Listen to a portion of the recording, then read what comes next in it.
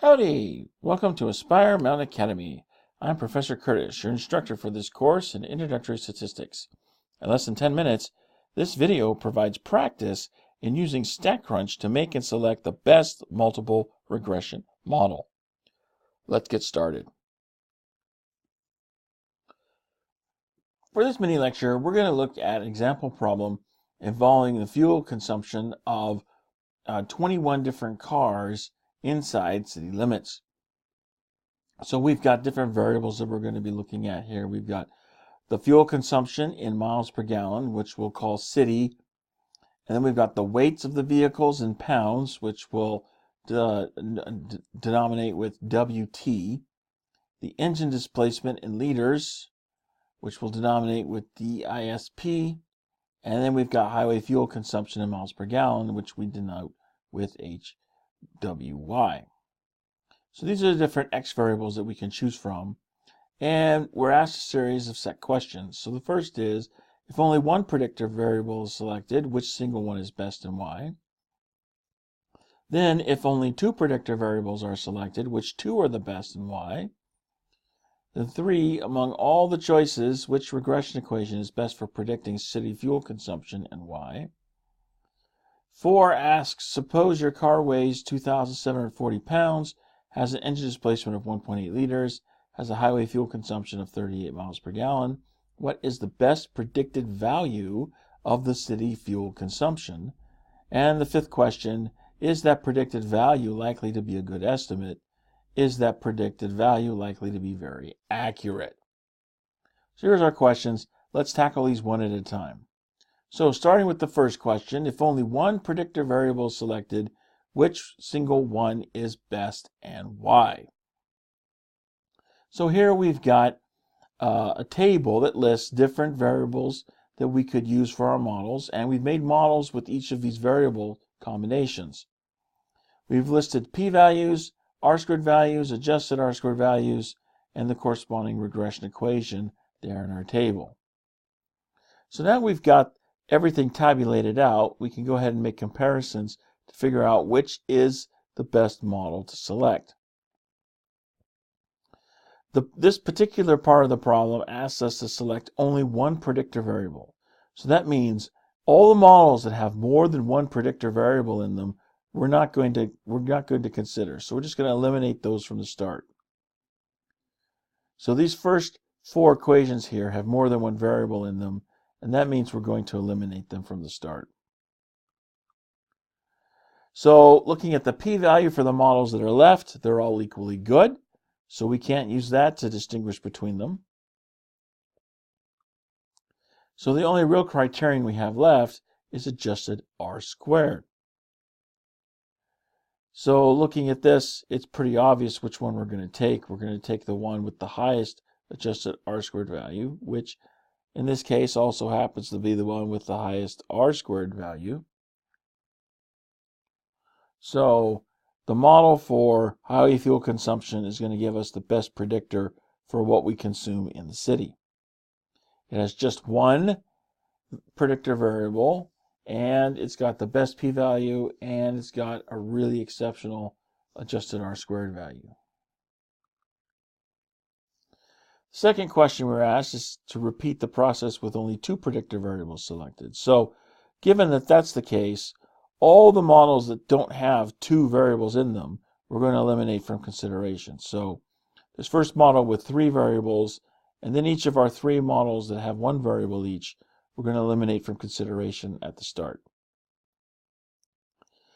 Again, the p-values are all good for the models that we have remaining, so we can't use that to delineate or differentiate one model from the other. However, we can look at the adjusted r-squared values and see that, well, wait a minute, there's 2 models here that have pretty much the same value to them. I mean, 0.935, 0.928. We don't have anything else to distinguish these models one from the other. And so even though these 2 numbers are in the same neighborhood for each other, we're just going to take the one that has the higher adjusted r-squared value because we've got nothing else to differentiate these models one from the other. So the model we want is the one here for weight and highway fuel efficiency.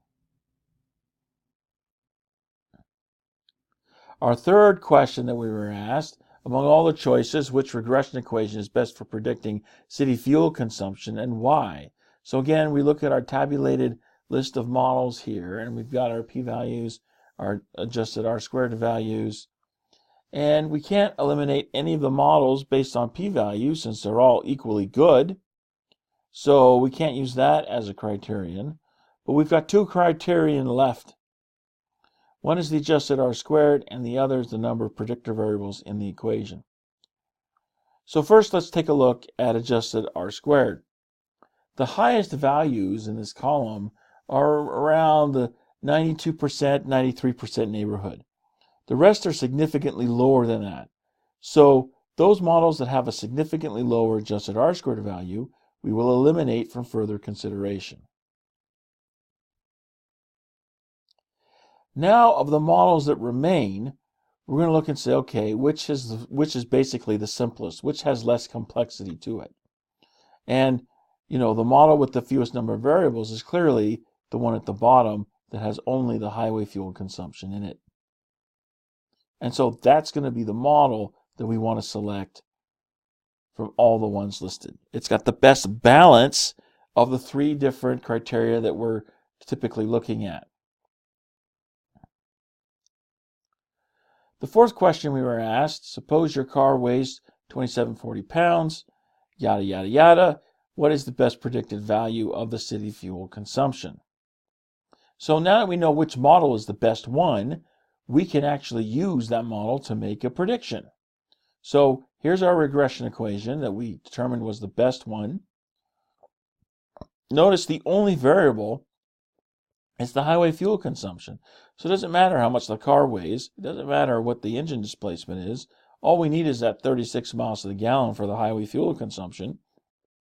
And we can make our prediction for the fuel consumption inside city limits, which in this case, 26.3.